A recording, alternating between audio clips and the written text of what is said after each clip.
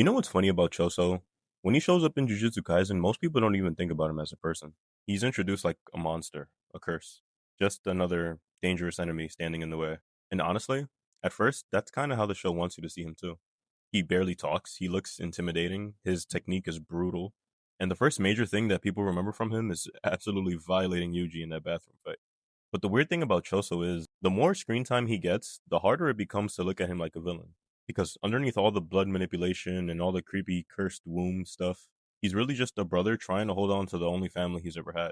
And that's why I think Choso ended up becoming one of the most interesting characters in the entire series. Because when you really look at Choso, he's somebody trying to figure out what it even means to be human. And the crazy part is, he might understand humanity better than half the actual humans in the series.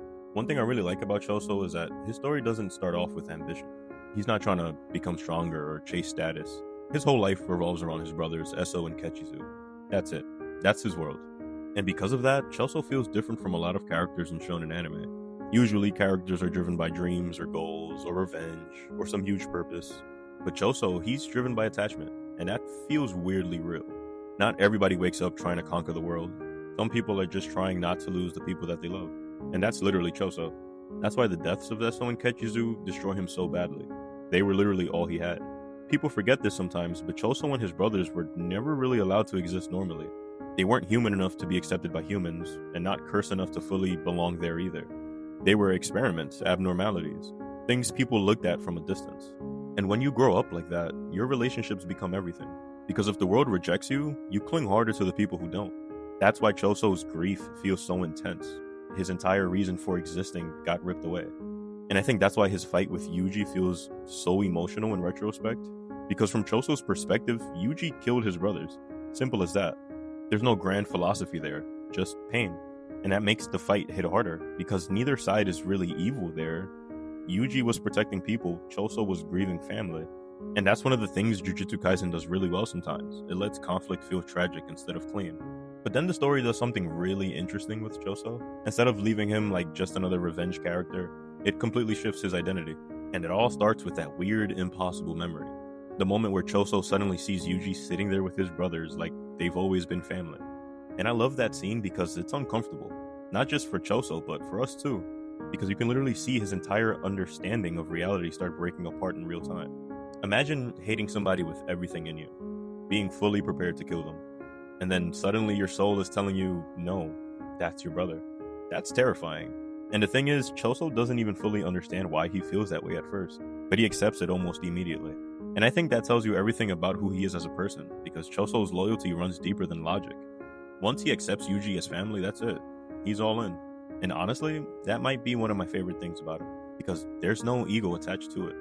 A lot of characters in anime struggle to admit they were wrong. They fight it, try to deny it, they protect their pride. Choso doesn't really do that. The second his heart tells him Yuji's his brother, his priorities change immediately. Now suddenly he's protective, concerned, watching over him, trying to help him survive. And then what's funny is he almost becomes like awkwardly wholesome. Like Choso genuinely feels like a guy who missed out on having a normal family life. So now he's trying to speedrun learning how to be a big brother. And sometimes it's kind of clumsy, but that's exactly why it works, because it feels sincere. I also think Choso represents one of the biggest themes in the series, identity. Because if you really think about it, what is Choso? He's half curse, half human, born through manipulation, raised in isolation. He technically shouldn't even exist naturally. And yet, he feels emotions more deeply than a lot of people around him. That contradiction is what makes him fascinating. Because the world sees him as unnatural, but emotionally, he's incredibly human. Maybe even painfully human. He mourns, he protects, he loves, he regrets, he feels guilt. And that guilt becomes a huge part of his character later on too. Especially once he starts understanding Yuji more. Because then Choso realizes something brutal. Yuji's suffering never stops. Like genuinely, Yuji's life in Jujutsu Kaisen is horrifying. And Choso starts seeing all of it. The loneliness, the responsibility, the trauma, the way Yuji constantly blames himself for things outside of his control. And Choso responds to that in the most older brother way possible. He stays close, not because he has to, because he wants to. That's what makes their relationship so good to me. It's weird, it's tragic, it's technically built on manipulation and cursed nonsense, but emotionally it feels genuine. And honestly, Yuji needed that. Because look at everybody around Yuji.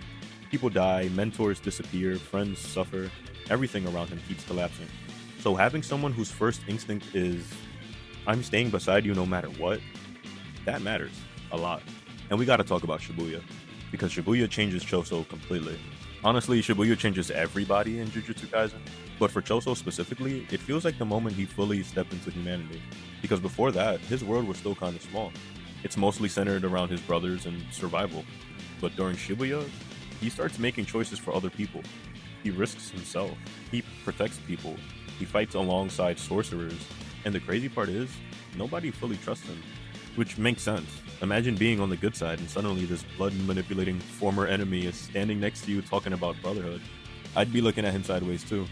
But Choso doesn't really ask for acceptance. That's another thing I like about him. He's not begging to be forgiven, he just keeps showing up. You gotta admit, there's something OD mature about that. Because redemption isn't always loud. Sometimes redemption is just consistency. Doing the right thing over and over, even when people still see you as the person you used to be. And Choso embodies that perfectly. Also, can we just appreciate how good his fighting style is? Blood manipulation is one of the coldest techniques in the series. It's elegant but violent at the same time. Supernova, piercing blood, flowing red scale. Everything about it feels sharp. And what I love the most is that Choso fights in a way that reflects his personality. Controlled, focused, efficient. He's not reckless, he doesn't waste movement. Even in chaotic fights, he feels composed. Like there's always emotion underneath him. And he keeps it contained until it explodes at the perfect moment. And visually, the anime absolutely cooked with his scenes, especially the Yuji fight. The impact frames, the speed, the pressure, that fight genuinely feels exhausting. Like you can feel Yuji struggling to survive every single second. And I think that matters because it immediately establishes Choso as dangerous, not just emotionally compelling. Sometimes animes redeem characters by softening them up too much. Choso never really loses his edge. Even when he becomes closer to Yuji, he still feels lethal. Like, if you threaten somebody he cares about, he will absolutely turn you into an abstract art on the nearest wall. The older I get, the more I think Choso's loneliness is the real core of his character. Because beneath everything, I feel like Choso is scared of being left behind. That's why attachment defines him. That's why losing people destroys him so badly. He spent his whole existence being treated like something that shouldn't exist. So every genuine connection becomes sacred. And that makes a lot of his actions hit differently. Even the awkward moments, even the funny brother scenes. Because underneath the comedy, there's desperation there too. Not toxic desperation, human desperation. The kind where somebody finally finds connection and holds onto it with both hands. I think that's why so many people ended up loving Choso way more than they expected. At first glance, he looks like he's supposed to be just another cool villain. But then, the series slowly reveals this deeply emotional, deeply loyal, deeply wounded person underneath all of that. And suddenly you realize, this dude isn't fighting because he loves violence.